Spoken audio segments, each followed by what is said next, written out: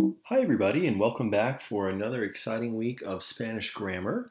We are here this week discussing Chapter 2, referring to object pronouns. And when I say object pronouns, we're referring to direct objects, indirect objects, and double object pronouns as well. We're also going to be talking about gustar-like verbs and also reflexive verbs. Um, Obviously, by the time you reach this point in your Spanish career, you have learned a lot about each of these areas already. So our focus of these videos really is just to give you some additional practice and sort of take a look at those areas that students oftentimes have trouble with or maybe often make mistakes with. So let's get started here talking about object pronouns.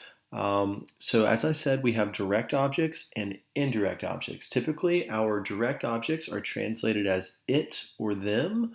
You most commonly see these referring to inanimate objects, such as la pluma, which would become la, because it is both feminine and singular, or el globo, the balloon, in which case it would become lo, because it's both masculine and singular. We, of course, could make either of those things plural, los globos, resulting in los for them, or las plumas, resulting in las for them as well. The same is true for our indirect object pronouns. You likely learned about a verb gustar in an earlier Spanish course. And these indirect object pronouns were shown prior to the verb gustar. So you ended up with something like me gusta, te gusta, le gusta. You may recall learning those in an earlier course. These indirect object pronouns are translated as to or for and the individual. So me, to or for me. Te, to or for you. Le, to or for him or her. Nos, to or for us. Os, to or for you all in Spain. And les, to or for them. So I always like to start in English before jumping into Spanish to make sure that people understand. So for example, will you get me a towel? In this case, me would be your indirect object, to or for me, whereas a towel, it, would be your direct object. So would you get me a towel? Yes, I'll get it for you.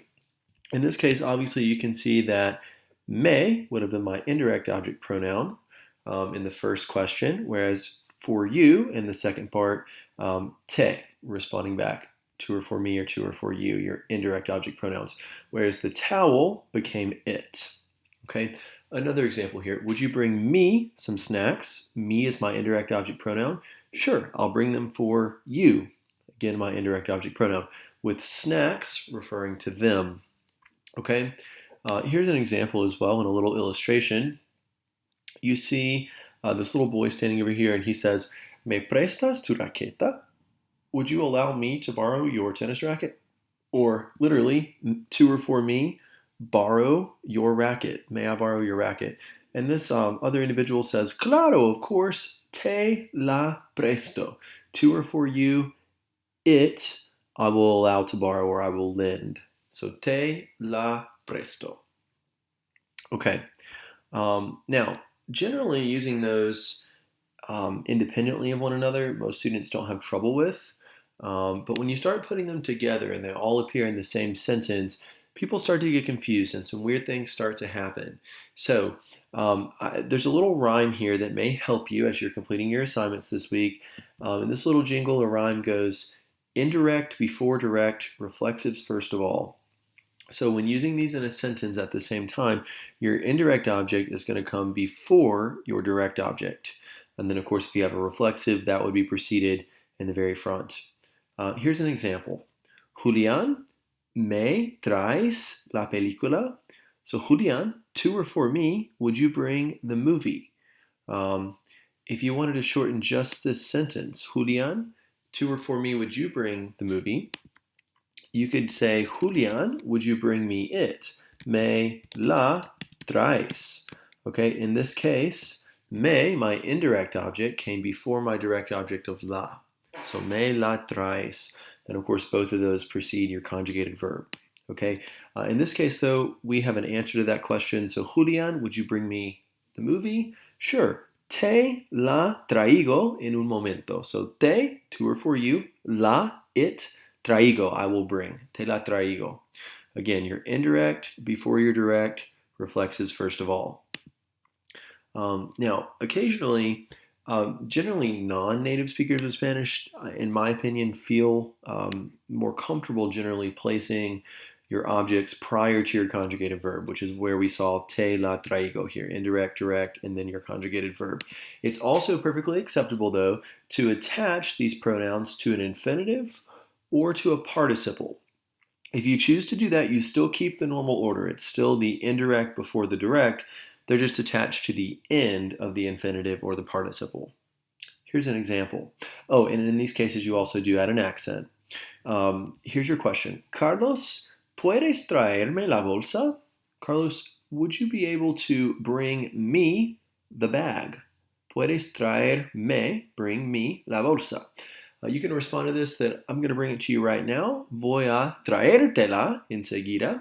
In which case you kept your infinitive traer without a conjugation. Voy a traer, I'm going to bring. But then you added your indirect object first. Voy a traerte, I'm going to bring to or for you. And then you shortened la bolsa, the bag, to it. So voy a traértela, I'm going to bring it to you enseguida, right now. Another possible answer here is that I'm looking for it right now. Sure, so will you bring me my bag? Well, I'm looking for it right now. Estoy buscando, I'm looking. Te, to or for you. Estoy buscando-tela, I'm looking to or for you it right now, is literally what you're saying. This is hard for English speakers because oftentimes students want to put the la in front of the te. That's why we have this little jingle. Indirect before direct, reflexives first of all. So estoy buscando-tela ahora mismo. I'm looking for it for you right now. Here's where it starts to get really tricky.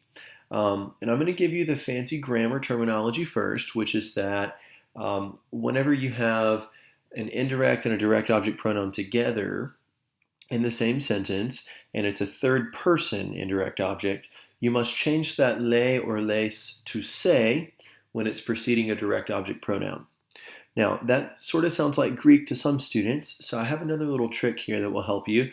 You may relate to the people here in this photo. You may be able to identify them. This is part of my childhood, so I hope you know who these people are, Lilo and Stitch. Now, in Spanish, you cannot lelo, lela, lelos, or lelas, because essentially in all of these cases, your le or your les is going to change to se, or the L is going to change to an S. You can't lelo, lela, lelos, or lelas. If you've ever seen Lilo and Stitch, that may help you remember that. But essentially with these third-person indirect objects, if they come directly before a direct object, your it or them, you have to change the le to se. Some examples. ¿Quién les trae la pelota a los jugadores? So ¿quién, who, les, to or for them, trae will bring la pelota, the ball. And we specify a los jugadores here as the players with the prepositional phrase a los jugadores, again referring back to the les. So ¿quién les trae la pelota? Who will bring them the ball? Well, you would think a los jugadores being les, the trainer, to or for them will bring it, and this should technically be les. The trainer, les, to or for them, it will bring. We cannot lesla here, in which case the les changes to se. Okay? Because we have an indirect object in the third person directly before a direct object, so my le or les must always change to se. Here's another example for you to try on your own. It tells you that hace frío afuera, it's cold outside, y necesito unos guantes. So it's cold outside, I need some gloves. ¿A quién, blankety blank, pido? To whom should I ask for them? I want you to take a moment and try this on your own. Pause our audio, give this one a try. Okay, now that you've had a second to try, we're asking to or for whom, which a quién in this case refers to he or she. So we're going to start with a le here. So to or for whom should I ask for them? The guantes here, los guantes, will be shortened to los for the gloves, them. But we have a problem. To whom, a quién, le los pido? No, we never lelo, lela, lelos, or lelas. In this case, my le must change to se, because I have an indirect object pronoun directly before a direct object pronoun, and that indirect object pronoun was in the third person, so my lay or lace must change to say. Okay, hopefully you're feeling okay about those. Here's a few more for you to try on your own. This is one where we may get to attach. It asks if ¿Quieres tus lentes ahora? Do you want your glasses right now? And I'm letting you know that lentes is masculine, los lentes. So ¿Quieres tus lentes ahora? And see, yeah, debes traer blankety blank ahora. You should bring me them right now. Take a moment, pause your audio, give this one a try. Okay, now that you've had a moment to try, we're saying, yes, you should bring me them. So remember, indirect before direct. You should bring me, and you should bring me them, referring to the glasses, which was masculine and plural. So debes traérmelos ahora. You should bring me them right now. Okay, I think you're getting the hang of these. So, for example, something you may be asked to do with it this week are questions such as these. It gives you that el camarero me trae el menú. The waiter, to or for me, will bring the menu. So the waiter will bring me it. Which one will you choose here? Well, again, indirect before direct. So the waiter, me, to or for me, will bring it, the menu. El menú became lo. So we should end up with el camarero me lo trae. I would like for you to pause your audio and try numbers 2 and 3. Okay, now that you've had a second to try these, it tells you that compro los libros para ti. I will buy the books for you. So, to or for you, them I will buy. To or for you, para ti tells us we should use te, which allows us to narrow it to option A or option C. And them, the books, becomes los. So our answer here should be te los. Compro. Number 3. Le escribo una carta a mi novio. So I will write a letter to my boyfriend. In this case, to my boyfriend becomes to or for him, which should be le. And then a carta, a letter, which is feminine and singular, should become la. So you may have quickly identified la as your answer, but unfortunately that's not correct. Again, because we have a third person singular or plural indirect object pronoun preceding a direct object, in which case my le changes to se. So I should end up with se la escribo. Okay, hopefully you're feeling good about those. So we've knocked out these object pronouns, direct, indirect, and double object pronouns. I next want to take a moment to talk to you about gustar-like verbs. You probably recall learning about these in Spanish 1 back in the day. Gustar meant to like, but literally it's translated as to be pleasing to. So we have me gusta, te gusta, le gusta, nos gusta, os gusta, and les gusta. We use these expressions if you like one thing. The form gusta is technically my bottom left box here, the third person singular form. And we're using this third person singular form of gusta with singular nouns and with infinitives. So for example, I have here that les gusta cenar a ustedes. Do you all like to eat dinner? Or do you like to dine out, we might say. So les gusta, the les part goes with you all, a ustedes. My indirect object pronoun is always going with the individual. So me, to or for me, te, to or for you, le, to or for him or her. Talked about those a moment ago. In this case, it's a ustedes, so les gusta. And then cenar, do you like to dine? This is used with an infinitive, so we're using gusta. So one more time. Singular nouns and infinitives use gusta. Plural nouns use gustan. For example, I have here that me gusta comer los camarones. A lot of students commonly miss this one. They hear that I like to eat shrimp and they go, oh, camarones, shrimp, that's plural. I should say me gustan comer los camarones. No, that's bad news bears. We don't do that. Not me gustan comer, but me gusta, because comer is an infinitive, and with infinitives and singular nouns, we always use gusta. However, if I did want to say that I like shrimp, me gustan los camarones, in this case there's no infinitive in the middle, camarones, shrimp is plural, and therefore we use gustan. Me gustan los camarones. Okay? You're always, with these gustar-like verbs, only conjugating them in the third person singular and plural forms. So me gusta, to or for me, it pleases, or me gustan, to or for me, they please. There are a whole slew of words that work just like gustar. And you can see those here, some of the most common. Aburrir, to bore. Apetecer, to feel like or to appeal to. Encantar is my favorite, to love or to be extremely pleasing to. Me encanta or me encantan. Fascinar, to fascinate. Me fascina, me fascinen. Interesar, to interest. Me interesa, me interesan. Molestar is not to molest. Molestar is to bother or to annoy. So me molesta, it bothers me, or me molestan, they bother me. Parecer, to seem. Me parece, te parece, le parece, or also parecen, of course.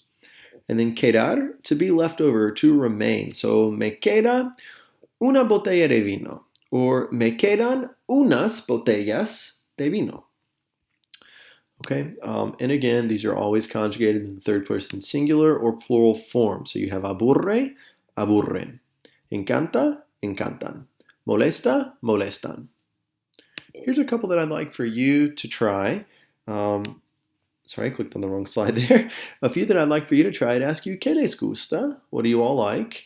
And it gives you a sentence. Be very careful to read. We'll do number one here together. You see that a mí me blank mucho la historia de Chile. I'm saying that I something a lot the history of Chile. Well, we can quickly identify that history is singular, so I'm either going to be using the third person singular form of either of these verbs. So interesar would become interesa, and aburrir would become aburre. So I can pretty much go ahead and chop out or mark out aburro because it's conjugated in the I form. Same thing as intereso.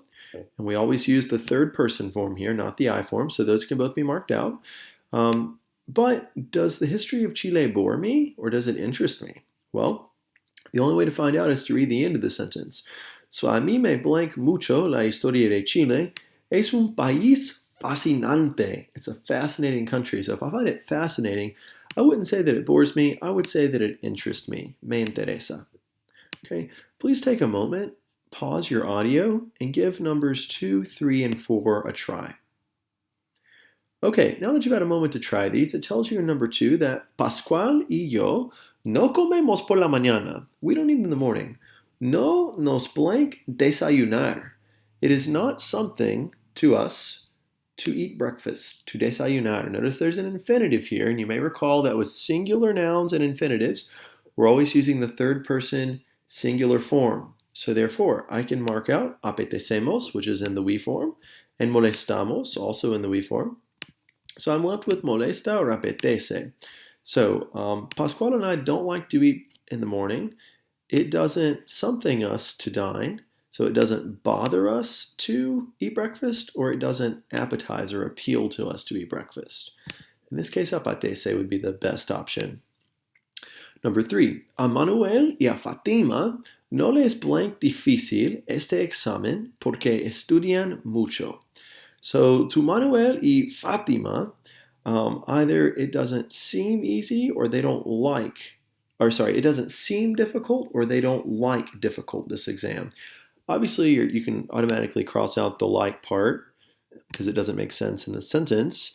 And then if you know that examen is singular, you can quickly arrive at parece as your correct answer. A Manuel y a Fatima no les parece difícil este examen. Okay, and our final option here, a ustedes les blank la clase de español, ¿verdad? So you all are fascinated by Spanish class, right? Well, Spanish class, la clase de español, is in this case a singular noun. Therefore, we're going to be using this third person singular box we've been referring to. So my final answer here should be good. Hopefully you're saying fascina. Fascina. Okay. As we keep moving, the last thing I want to talk to you about today are reflexive verbs. Reflexive verbs in Spanish are verbs that end in se, typically. And when we say that it's reflexive, we're saying that we do something to ourselves. We're doing it to ourselves. So very commonly, here's some verbs that you see. Ducharse, to shower. Well, who am I showering? I'm showering myself. Bañarse, well, who am I bathing? I'm bathing myself. So ducharse is literally to shower oneself. Bañarse, to bathe oneself. Another example, cepillarse los dientes, to brush one's teeth. Well, whose teeth am I brushing? Hopefully only my own. So cepillarse, reflexive. When we conjugate these reflexive verbs end in se. We remove the se, and it goes in front of the verb, but it has to match the subject. So when I'm referring to myself, we put a me in front. So if I were bathing myself, bañarse was to bathe, me baño, I bathe myself. You're bathing yourself, te bañas. He or she bathes him or herself, se baña. We bathe ourselves, nos bañamos. You all in Spain bathe yourselves, os bañáis, and they bathe themselves, se bañan. So notice, the bañar part of the verb was conjugated in the same way that it might always be. You're just chopping off your AR and throwing on your present tense endings. O, as, a, amos, ais, an. So baño, bañas, baña, bañamos, bañáis, and bañan. That part was normal. What changed is where your reflexive ending here, the se, had to match your subject. So me baño, te bañas, se bañan. Students oftentimes have trouble with these. They want to use le and les here instead of se. These are very close to your indirect object pronouns we talked about earlier. Me, te, le, nosos, and les. But in this case, your reflexive verbs do not use le or les, they use se. I have a catchy little song that's going to help you remember these. I do apologize because it will get stuck in your head. However, it is extremely helpful in remembering how to use these reflexive verbs. So take a moment and listen. The lyrics being demonstrated at the bottom of the screen with a few different examples of reflexive verbs. Feel free to sing along once you get the hang of it, and I'll sing it 3 times.